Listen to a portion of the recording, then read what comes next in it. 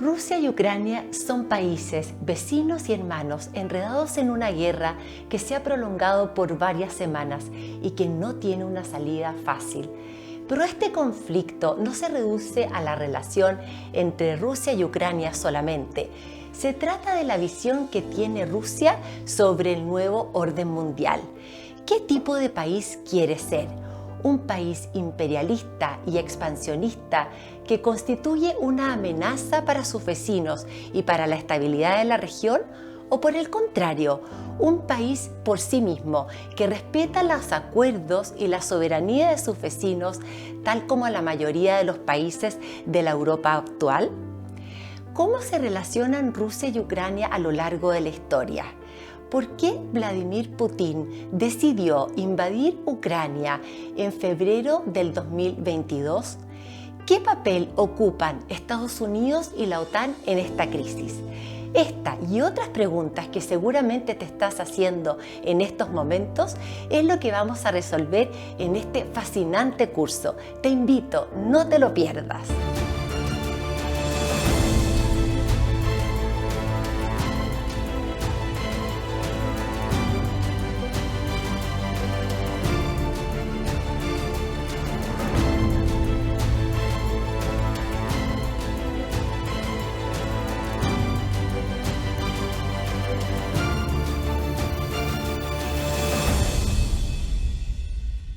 Al igual que en la mayoría de los conflictos que afectan al mundo, las raíces más profundas de esta crisis se hunden en la historia de esta región.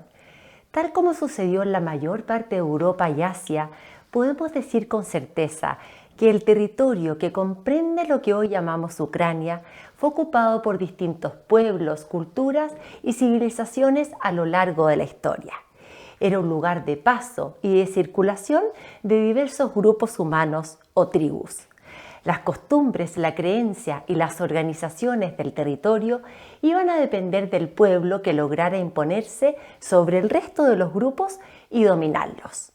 En el siglo IX después de Cristo, en plena Edad Media, había varios pueblos que habitaban en esta región de Europa: los ávaros, los albaneses, los vikingos varegos, etc.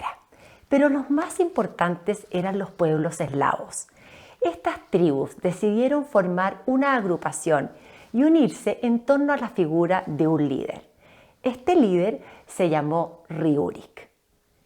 Riúrik era de origen vikingo y como los vikingos se llamaban a sí mismos Rus, que significa hombres que reman, el territorio en donde se organizaron empezó a conocerse como la Rus. Y como Kiev, que es la capital de la actual Ucrania, era una de las ciudades más importantes, entonces le llamaron la Rus de Kiev o Rusia de Kiev. Riúrik se convirtió entonces en el año 860 después de Cristo en el primer gobernante de la dinastía riúricada. El centro de esta confederación era Kiev. Es por esto que Kiev, la capital de la actual Ucrania, es verdaderamente la cuna en donde nació Rusia y para muchos, entre ellos su actual presidente Vladimir Putin, es parte integral e irrenunciable del Estado ruso. Otro momento muy importante en la historia de los primeros siglos fue cuando uno de los príncipes de la Rusia de Kiev, Vladimir, dejó el paganismo y se convirtió al cristianismo en el año 988 después de Cristo. Vladimir se bautizó para poder casarse con la hermana del emperador bizantino, uno de sus vecinos más importantes y poderosos. Hasta el día de hoy, Vladimir es venerado como el hombre que llevó el cristianismo a Rusia y a Ucrania, y es un nombre muy común en estos países.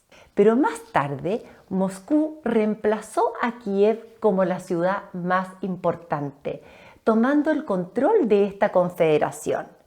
Se inició entonces, a partir del siglo XIII, el período moscovita, cuando la cabeza de la Iglesia cristiana ortodoxa, el metropolitano, se trasladó a vivir desde Kiev a Moscú.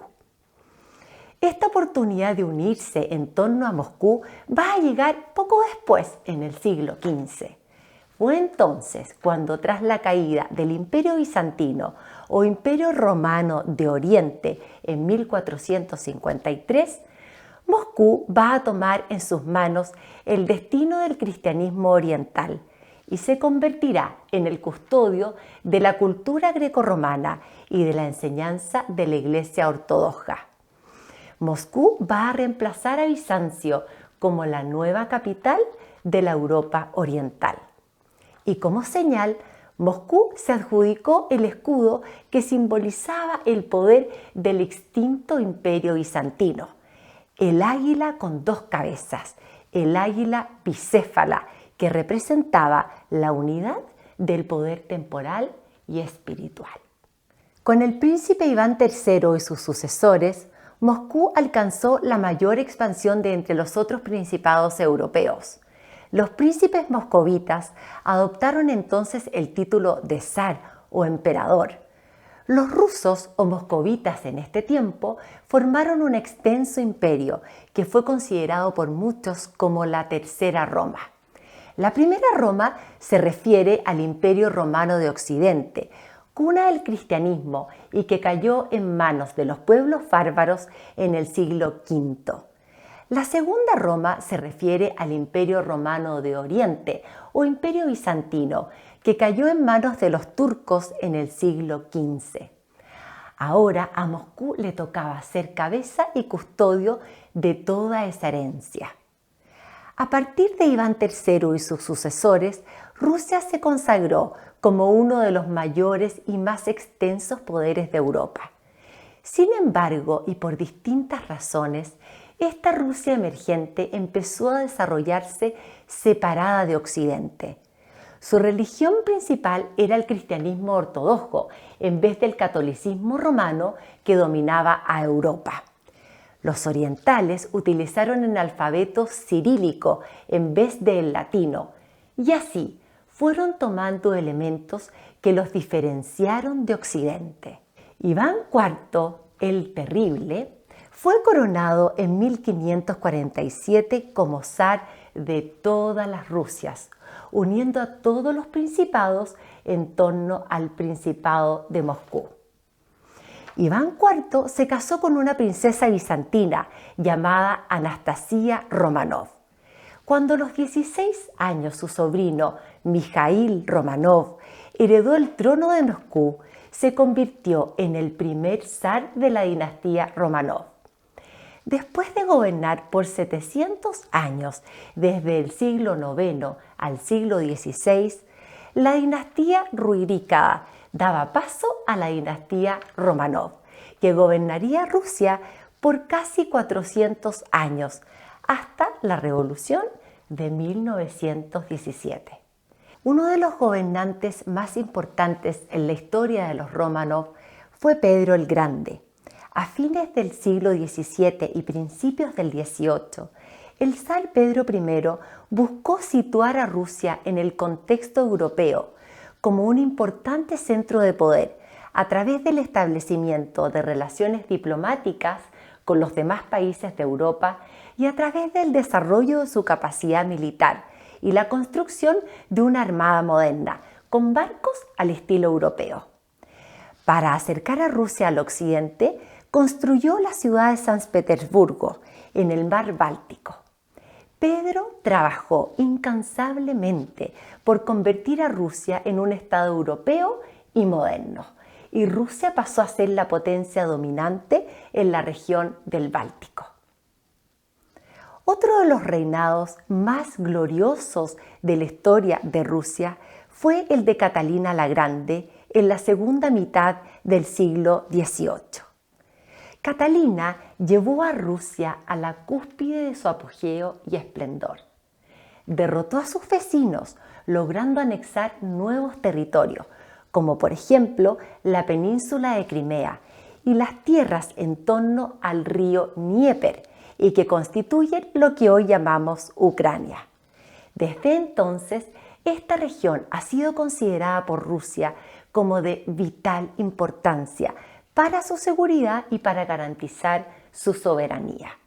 Estos territorios al oeste y este del Dnieper se conocían como tierras salvajes o tierras desoladas y habían sido parte de la Liga Polaco-Lituana, las tierras al oeste del Dnieper, y del Kanato de Crimea y el Estado cosaco, las tierras al este del río.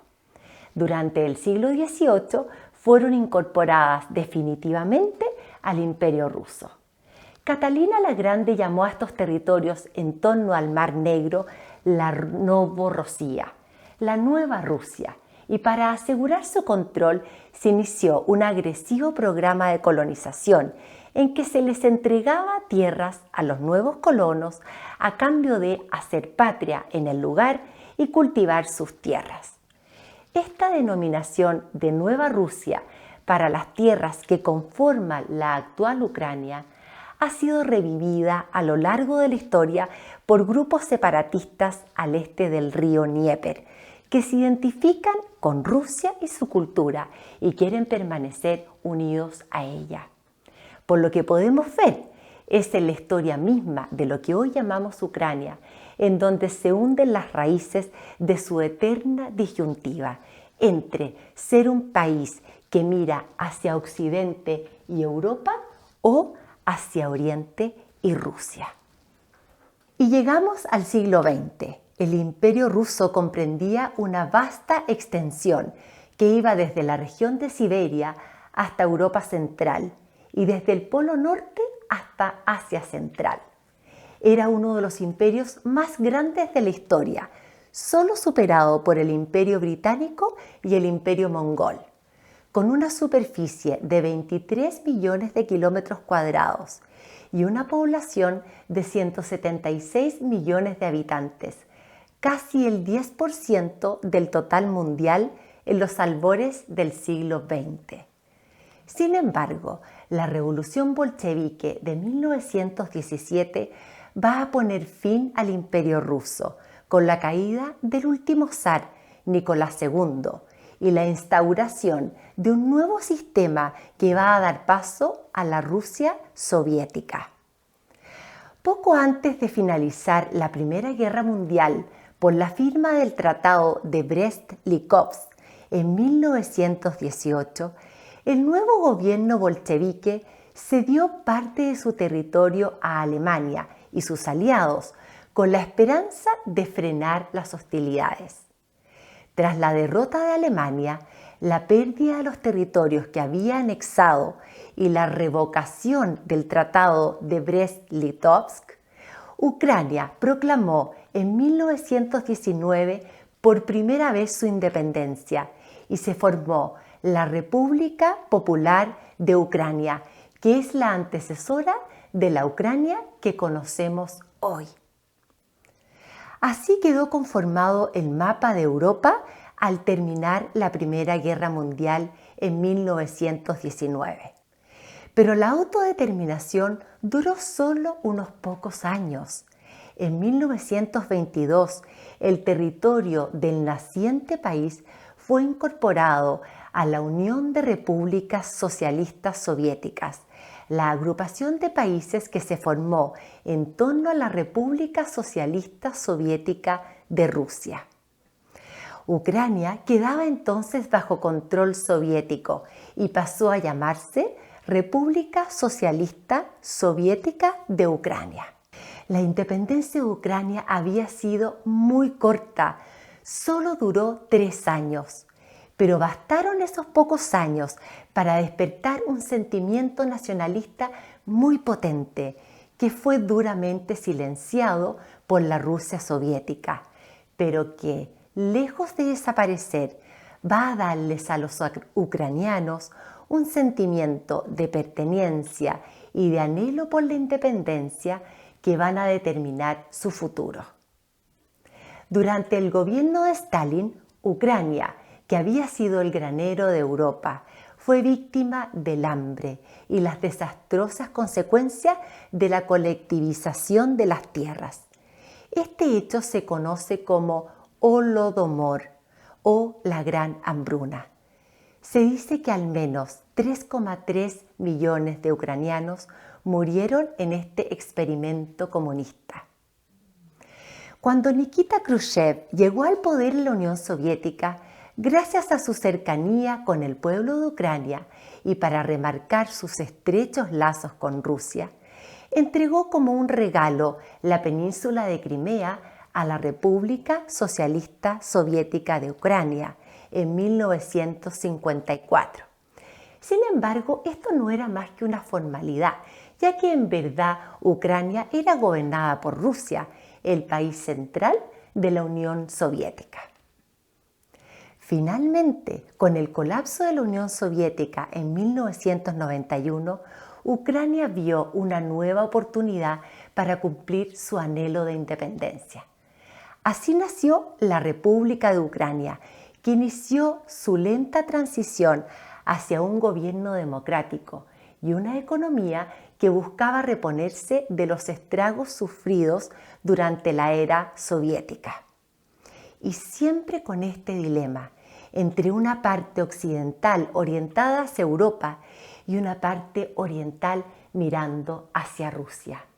La pregunta es, ¿el futuro de Ucrania va a estar con Rusia o con Europa? A pesar de su premura económica, Ucrania se convirtió en un actor internacional de mediana relevancia, ya que heredó de la Unión Soviética un considerable arsenal de armas nucleares. Ucrania tenía en esos momentos más cabezas nucleares que Reino Unido, Francia y China juntos. Sin embargo, en 1994, a través del Memorándum de Budapest, Ucrania le devolvió a Rusia su arsenal nuclear, a cambio de que Moscú respetara para siempre la independencia, la soberanía y los límites del reciente nacido país. Pero Rusia no respetó estos acuerdos, especialmente en el año 2014, que fue un año decisivo en la relación entre ambos países. En febrero de ese año, el entonces presidente ucraniano Víktor Yanukovych, que era prorruso y aliado de Vladimir Putin, tuvo que huir del país y pedir asilo en Rusia, luego de las protestas en su contra, por no firmar los acuerdos de asociación económica que él mismo había promovido con la Unión Europea. Pero, ¿quién estaba detrás de esta negativa? La presión del presidente Putin por evitar el acercamiento entre su antiguo vasallo y la Unión Europea y su oferta por firmar, en vez, acuerdos económicos con Rusia.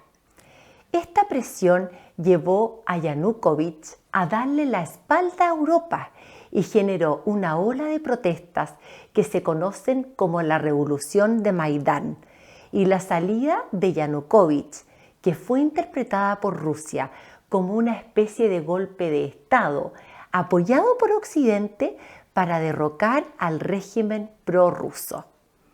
En otras palabras, Putin lo interpretó como un ataque a Rusia y a su propio gobierno. En abril del 2014, y para sorpresa del mundo entero, Putin anexó la península de Crimea, que pertenecía a Ucrania desde que se la entregara Khrushchev en 1954, pero cuya población era mayoritariamente rusa. Después de que se realizara un referéndum orquestado por Rusia y cuya legitimidad es dudosa, la mayoría de los habitantes de Crimea escogieron ser anexados a Rusia y dejar de pertenecer a Ucrania. Para Putin, Crimea debía regresar a manos de Rusia. Era un acto que él consideraba como de reunificación, pero que a ojos de Occidente y la OTAN era lisa y llanamente una ocupación. Los grupos de resistencia a esta anexión por parte de Rusia fueron silenciados. La población de Crimea ha sido históricamente de origen ruso, pero por sobre todo, la península de Crimea es de vital importancia, ya que le da a Rusia un acceso privilegiado al Mar Negro y desde allí al Mediterráneo, y le permite controlar el puerto de Sebastopol. Este puerto es fundamental para Rusia, ya que es un puerto de aguas cálidas, es decir, es funcional todo el año y no como otros puertos en Rusia que se congelan durante gran parte del invierno. Occidente respondió ante la ocupación con las ya conocidas represalias o sanciones económicas para manifestar su rechazo a la anexión. Pero esto no detuvo al presidente Putin. Ese mismo 2014, Rusia apoyó y entregó armas a las fuerzas separatistas en la región del Donbass, que declararon la secesión e independencia de dos nuevas repúblicas, Donetsk y Luhansk. Rusia dominó a estas nuevas repúblicas como Novorossiya o Nueva Rusia, la misma denominación que había usado Catalina la Grande en el siglo XVIII. Se inició entonces una guerra que ya ha registrado más de 15.000 muertos y en que no se ha logrado ningún avance, a pesar de que en el 2015 se firmó un alto al fuego o cese de las hostilidades en los acuerdos de Minsk. Esto significa que el conflicto no se ha resuelto, pero sí deberían determinar los ataques y combates. En la región del Donbass hay reservas de carbón, acero y otros recursos que son de vital importancia para Rusia. Putin justificó la actual invasión diciendo que debe proteger a la población rusa que vive en la región del Donbass, en las repúblicas separatistas a las que reconoció como independientes 2 días antes de invadir. La verdad es que no existe evidencia de que esa región separatista estuviese bajo amenaza. Pero las tropas rusas llegaron mucho más allá de los límites del Donbass, en una invasión para muchos injustificada y no provocada. Momentos antes de iniciar la invasión a Ucrania, Putin señaló que cualquiera que interviniera en el asunto sufriría consecuencias como nunca antes se han visto. Esta advertencia se constituye como una grave amenaza si consideramos que Rusia tiene en su poder armas nucleares. Por diversas razones, Ucrania no constituye una unidad política ni cultural. El mapa etnolingüístico de Ucrania es de gran ayuda para explicar la división interna del país. Aproximadamente un 60% de su población habla ucraniano y se considera ucraniana. Un 15% habla ruso y se considera a sí mismo como rusa. Hay otro 15% que también habla ruso, pero se considera ucraniana. El resto de la población son grupos minoritarios que no entran en ninguna de estas 3 categorías. Esta división étnico-lingüística se muestra claramente en la afiliación política y el voto en las urnas. La mayoría de los ucranoparlantes concentrados en la región oeste del país votan por candidatos pro-europeos, es decir, que buscan la integración de Ucrania a la Unión Europea y la OTAN, o al menos no quieren acercarse a Rusia. Hay que considerar que la vuelta hacia Europa es también una negativa a la alternativa de quedar bajo dominio o influencia rusa. La región sureste del país, en cambio, apoya a candidatos como Yanukovych, que promueven la integración con Rusia. Ucrania es el segundo país más grande de Europa y tiene una población de 44 millones de habitantes. A pesar de esta riqueza territorial y humana, Ucrania depende energéticamente de Rusia. casi el 60% del gas y el 80% del petróleo que necesita para funcionar vienen desde Rusia. Además, una parte importante de los oleoductos y gasoductos que transportan el petróleo y el gas natural desde Rusia hasta Europa pasan por Ucrania y por Bielorrusia. Este último país no constituye ningún problema, ya que su gobierno es un títere controlado por Rusia. Tras la caída de la Unión Soviética, el mundo esperaba que Rusia aceptara para siempre el nuevo orden mundial. Algunas de las naciones que habían sido parte del Pacto de Varsovia, la alianza militar en oposición a la OTAN y que estaba liderada por Rusia, se unieron a la OTAN o a la Unión Europea. Fue un momento de gran debilidad para Rusia y un tremendo golpe a sus aspiraciones hegemónicas. El artífice de la caída de la Unión Soviética, Boris Yeltsin, después de Mikhail Gorbachev, puede ser para muchos un héroe, pero para otros es un villano que entregó el territorio de la ex Unión Soviética sin exigir nada a cambio, actuando en contra de los intereses rusos. Desde que Putin llegó al poder en el año 2000, el anhelo expansionista que había marcado la historia de Rusia desde la época de los zares ha resurgido con fuerza y constituye un elemento clave para comprender la política rusa. Rusia tiene como imperativo la expansión e incorporación de otros estados o territorios que se conviertan en una barrera o un freno para contener a futuros invasores y que resguarden sus fronteras. Este principio ha regido sus decisiones políticas desde la época de los zares hasta el día de hoy. Con todos estos antecedentes, la pregunta es: ¿por qué Vladimir Putin decidió invadir Ucrania? Se dicen muchas cosas de Vladimir Putin, que está en el poder en Rusia desde el año 2000 y podría permanecer allí hasta el 2036. Se dice que es un hombre frío y cruel, que ha perdido la conexión con la realidad, que es autoritario y despótico. La realidad es que Putin es un presidente enigmático y muy difícil de leer.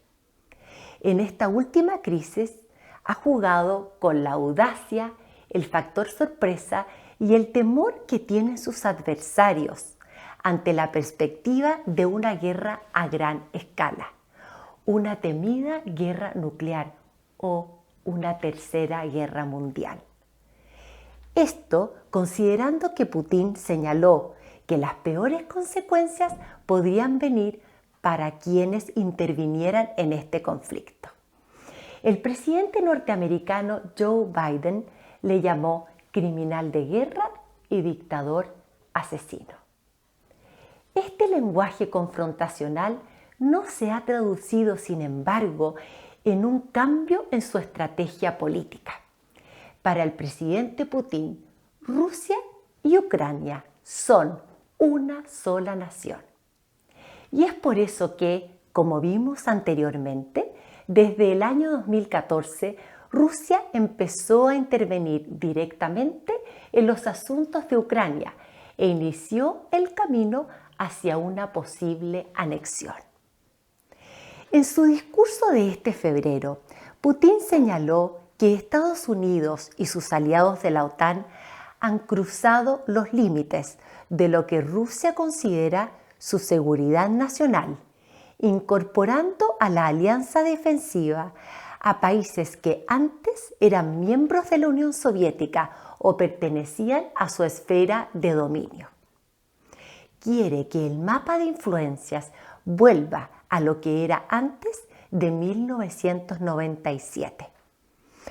Pero la gota que rebalsó el vaso fue la posible incorporación de Ucrania a la alianza militar defensiva creada al terminar la Segunda Guerra Mundial.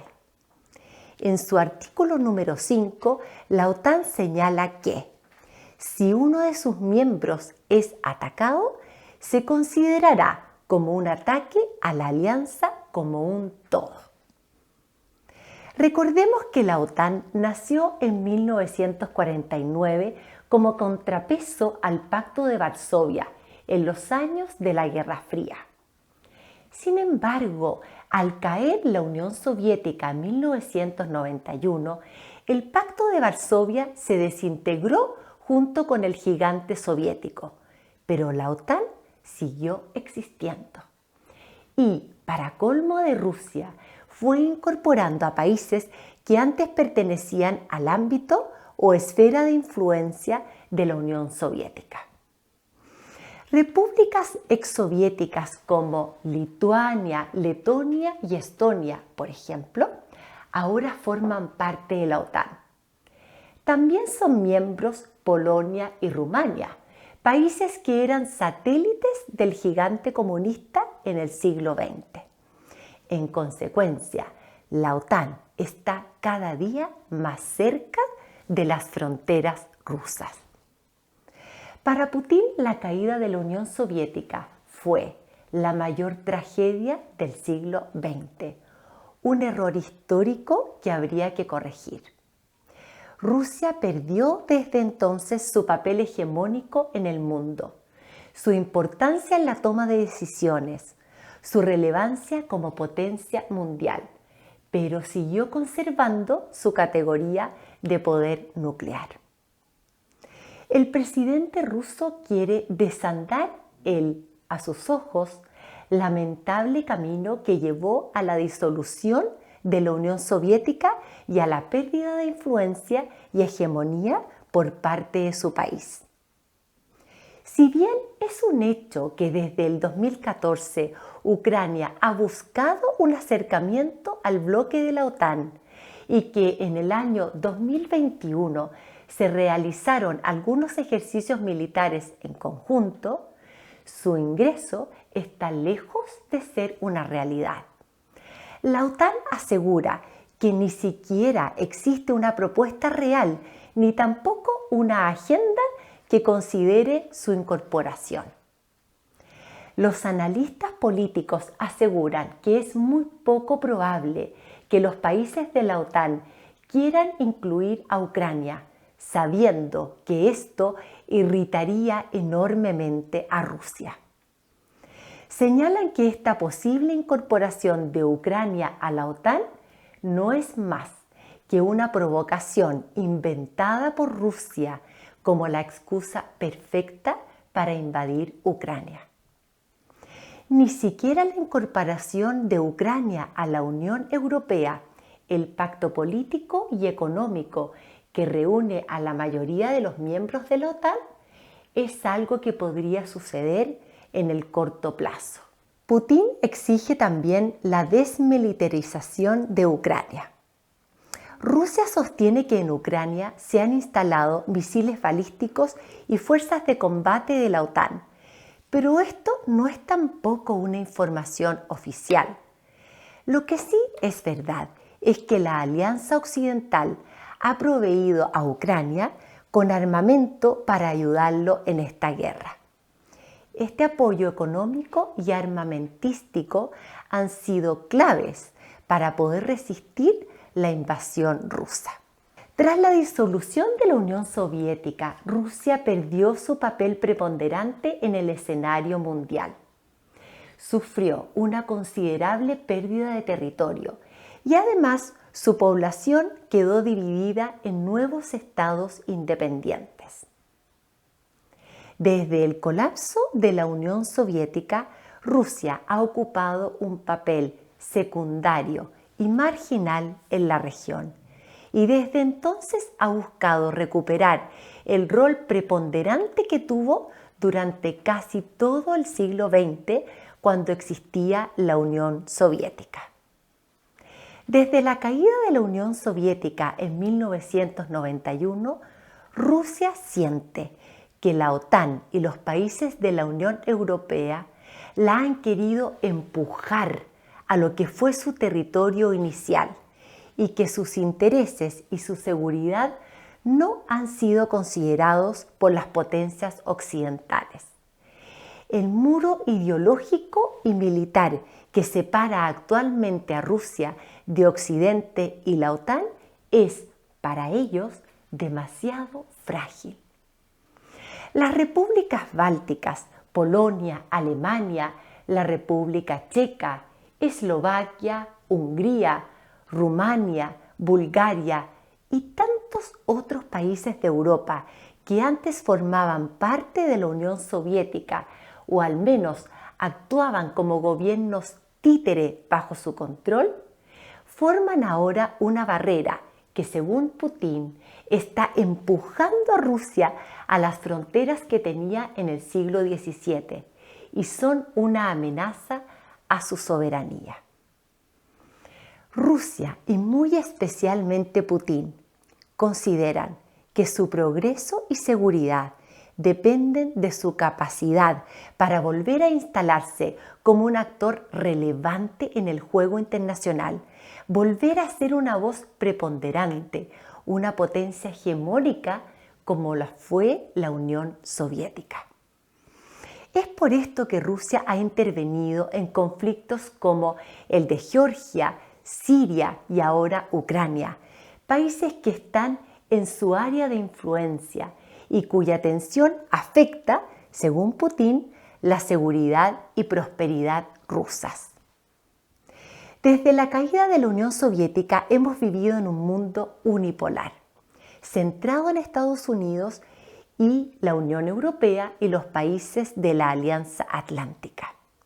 Rusia quiere un mundo multipolar.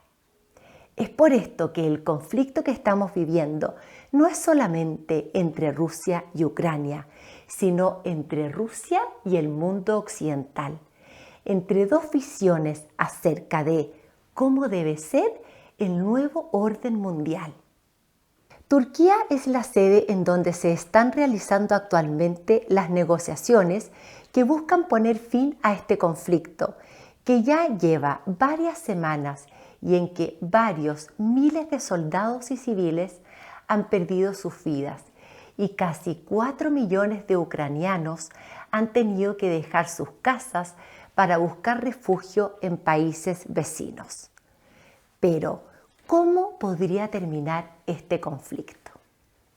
Se habla de que existen 3 posibles escenarios. El primero es que Rusia y Ucrania pierdan, es decir, que el presidente Zelensky acepte un alto al fuego o cese de hostilidades. Esto sería muy deseable para que se restaure la paz antes de que el daño sea mayor, pero no resolvería los conflictos. Para firmar un armisticio, Rusia podría exigir que se reconozca la autonomía de la región del Donbass, lo que significa la desintegración de Ucrania. Sería una solución al estilo coreano. Una parte de Ucrania quedaría bajo control ruso, tal como pasó con Corea del Norte durante la Guerra Fría. Los hechos muestran que esta cesión de territorios es el precio que el presidente Zelensky estaría dispuesto a pagar para que se firme el alto al fuego. Pero este aparente triunfo de Vladimir Putin no sería gratuito. A cambio, Rusia tendría que retirar sus tropas y frenar el avance del ejército ruso sobre Ucrania. Además, tendría que respetar los acuerdos para que las sanciones económicas empiecen a levantarse. En este escenario, Ucrania iniciaría un lento camino de recuperación tras la enorme destrucción de ciudades, infraestructura, caminos y líneas de tren.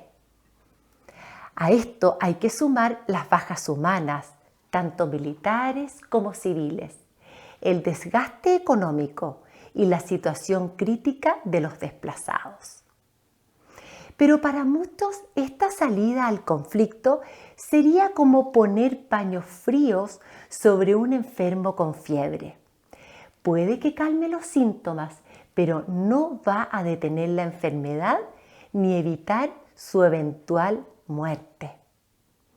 Cualquier pequeño incidente en la zona podría hacer resurgir las hostilidades en un futuro cercano. También está el tema del estatus definitivo de Crimea, que como señalamos anteriormente, fue anexada por Rusia el año 2014. En el año 2012 se descubrió que la zona de exclusividad económica alrededor de la península de Crimea contiene una de las mayores reservas de gas natural que se conocen hasta ahora. Y esto convertiría a Ucrania, si es que recupera Crimea, en un competidor poderoso para las exportaciones rusas de gas natural. Otra posibilidad es que Rusia salga victoriosa. En este escenario, Rusia lograría derrocar al presidente Zelensky e instalar un gobierno títere que actúe en su nombre. De esta manera, Ucrania quedaría, tal como Bielorrusia actualmente, bajo el control de Rusia. Pero los últimos acontecimientos van en dirección contraria. Los hechos muestran que Putin no logró su objetivo de aplastar rápidamente, como él pensaba, al ejército ucraniano, que es inferior al ruso en número de soldados y en armamentos. Los rusos estaban mal preparados para la resistencia ucraniana y juzgaron mal su capacidad para defenderse. Las tropas rusas debieron retirarse de las fronteras de Kiev, la capital de Ucrania. Rusia tuvo que desistir de tomar la capital para derrocar al gobierno y en cambio comenzó a reagrupar sus fuerzas en la región separatista del Donbass. Esto ha sido interpretado como una señal de buena voluntad para facilitar las negociaciones que se están llevando a cabo en Turquía a partir de la semana del 28 de marzo del 2022. Si Rusia lograse el control sobre Ucrania, necesitaría aliarse con China para crear el nuevo orden mundial al que aspira. Sin China, Rusia se vería doblegada por el peso de las sanciones económicas. También le afectaría la inestabilidad al interior de Ucrania, que tendría que ser reprimida cruelmente por los ejércitos de ocupación rusos. Pero el mayor peligro que representa este escenario es que le dé a Rusia la señal de que podría hacer lo que hizo con Ucrania en otras regiones estratégicas, como por ejemplo Georgia en el Cáucaso o Moldavia en la frontera con Ucrania. Pero incluso en un escenario favorable para Rusia, Putin se verá enfrentado a una crisis de proporciones, con una inflación que está llegando al 20% y una contracción económica que podría llegar al 15%. Según expertos, Rusia va a demorar varios años en recuperar su economía y en reconstruir su ejército. Un último escenario es la posibilidad de que Putin pierda la guerra, que el presidente ruso sea derrocado por un golpe de estado interno o una revolución popular, como la que hizo caer a Yanukovych en Ucrania en el 2014. Entonces podría asumir el poder alguno de los líderes de oposición, como por ejemplo Alexei Navalny, quien se encuentra actualmente en prisión. Sea quien sea el sucesor de Putin, su caída generaría una tremenda inestabilidad en el país y no sería garantía de que Rusia se convierta en una democracia al estilo occidental, al menos en el corto plazo. Rusia no sabe sobre democracia ni sobre garantía de las libertades a la manera occidental. Siempre ha estado gobernada por regímenes autoritarios y totalitarios, desde la Rusia zarista hasta la de Putin, pasando por la Unión Soviética de Stalin y su régimen del terror. También hay que considerar que para muchos rusos Vladimir Putin es un héroe que por más de 20 años ha buscado reconstruir la identidad nacional, devolverles a los rusos el orgullo nacional perdido tras la disolución de la Unión Soviética y fortalecer la economía llenando sus bolsillos. Además, si se produce un cambio de gobierno en Rusia, Putin sería perseguido y juzgado por crímenes de guerra. Ante esta perspectiva, es muy probable que se aferre al poder con mayor fuerza todavía, y más aún considerando que su plan es gobernar hasta el 2036. Nada es predecible cuando se trata de Vladimir Putin. Lo cierto es que todas las esperanzas están puestas en Turquía, en la mesa de negociaciones, en que se busca lograr al menos un cese de las hostilidades. ¿Qué están dispuestas a ceder ambas partes para llegar a un acuerdo? ¿Qué aspectos son irrenunciables para Rusia o para Ucrania? ¿Qué gestos de buena voluntad van a venir en los próximos días para restaurar las confianzas? Este es un momento de enorme tensión, tal como lo fue la crisis de los misiles en Cuba en 1962, cuando la Unión Soviética quiso instalar misiles en lo que Estados Unidos consideraba su patio trasero. El mundo temió por el estallido de una tercera guerra mundial. Ahora la amenaza también estremece al mundo, y con más fuerza todavía, ya que, a diferencia de 1962, varios de los actores involucrados en esta crisis tienen poder nuclear y pueden destruir a su adversario y quizás a una gran parte del planeta en cuestión de minutos. En todo caso, y considerando que esta es la guerra más grande que ha habido en Europa desde 1945, es natural preguntarnos, ¿no será este el principio de una tercera guerra mundial? En todo caso, la experiencia nos muestra que, si esta guerra se mantiene, es probable que pase a un segundo plano. Hace algunos meses el mundo miraba con horror cómo los talibanes tomaban el control sobre Afganistán, con las terribles consecuencias que eso iba a tener para los afganos y muy especialmente para sus mujeres. ¿Quién está hoy pendiente de Afganistán y de sus habitantes? El tiempo juega en contra de Ucrania, y no solo por la destrucción y los horrores de la guerra, sino que también porque el mundo se acostumbra rápido a los conflictos y pone su foco en los más inmediatos. Si el conflicto se eterniza, Rusia dejaría de sentir la presión de Occidente y Ucrania dejaría de recibir su ayuda económica y militar. Y entonces los ucranianos, al igual que los afganos, los chechenos, los habitantes de Georgia y tantos otros que viven en zonas de conflicto, pasarán desgraciadamente a un doloroso segundo plano. Gracias por acompañarnos en este recorrido. Ojalá sus preguntas hayan quedado resueltas y nos veamos muy pronto analizando algún nuevo y fascinante tema de historia y actualidad.